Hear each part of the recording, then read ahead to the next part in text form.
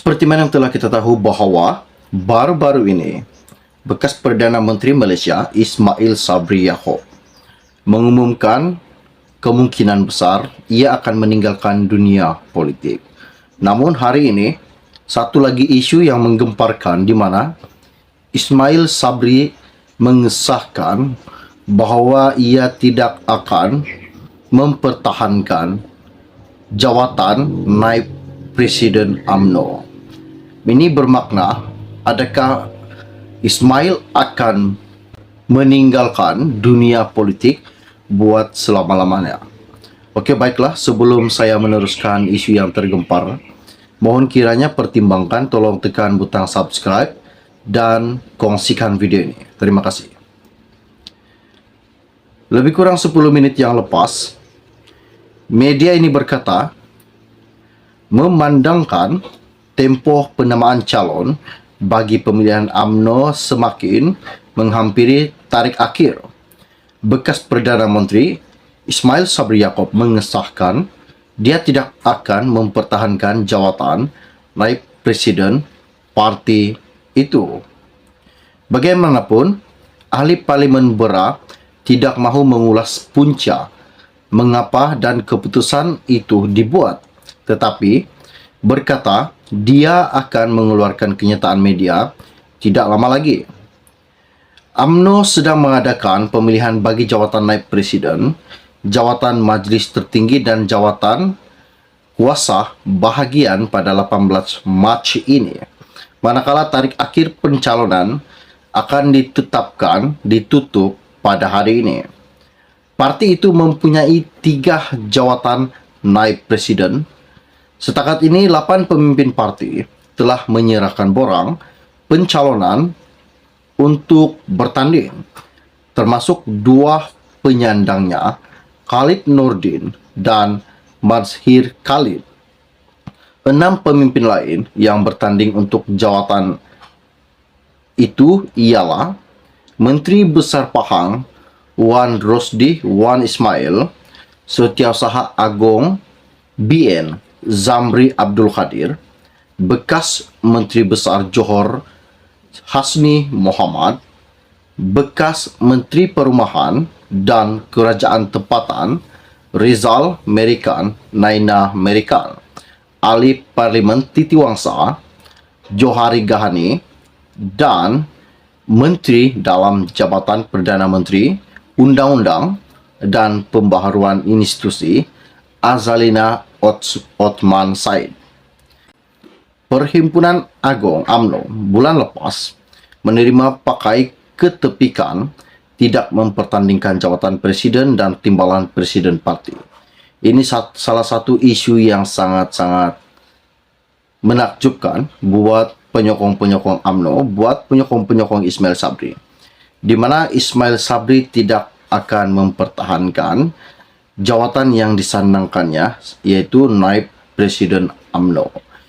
Ini bermakna memang betul apa yang dikatakan Ismail Sabri bahwa ia akan meninggalkan dunia politik.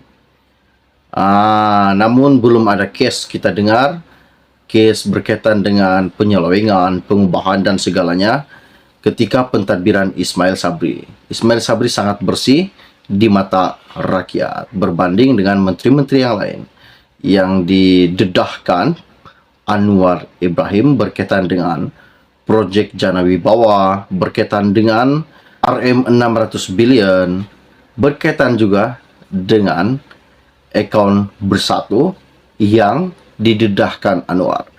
Okey, jangan lupa tinggalkan komen anda.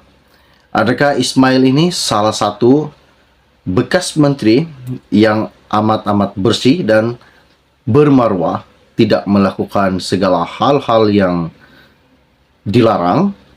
Dan adakah Ismail ini jika dicalonkan lagi sebagai pemimpin Malaysia, Perdana Menteri kita, adakah masih ramai lagi pengikut-pengikut Ismail Sabri?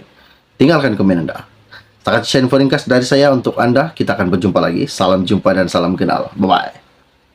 Ada lagi beberapa MP yang berani menentang Anwar Ibrahim, terutamanya sekali Wan Ahmad berkata, kerajaan tidak mempunyai mekanisme yang jelas untuk mencari sumber pendapatan baru, dan Anwar tidak menepati janji Pakatan Harapan.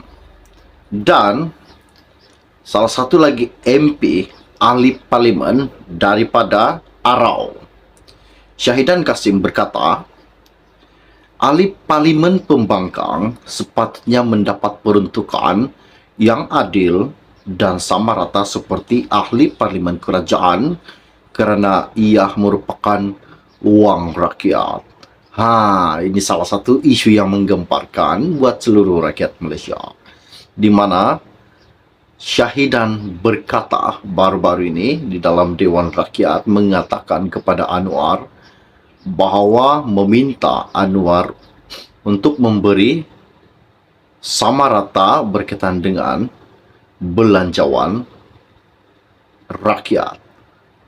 Apa yang saya dan katakan lagi, dia tidak ada duit untuk membantu rakyat, sedangkan rakyat kini sentiasa mencari beliau, meminta pertolongan, namun apa yang beliau dapat lakukan hanya menunggu bajet yang akan diberikan daripada kerajaan perpaduan.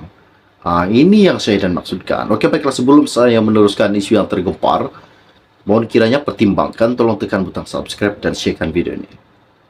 Isu yang tergempar di dalam media ini mengatakan, ahli parlimen dari Perikatan Nasional PN membidas kerajaan berikutan tiada peruntukan diberikan kepada ahli parlimen pembangkang dalam belanjawan 2023. Ahli parlimen Arau, Syahidan Kasim, berkata ahli parlimen pembangkang sepatutnya mendapat peruntukan yang adil dan sama rata seperti ahli parlimen kerajaan kerana ia merupakan wang rakyat.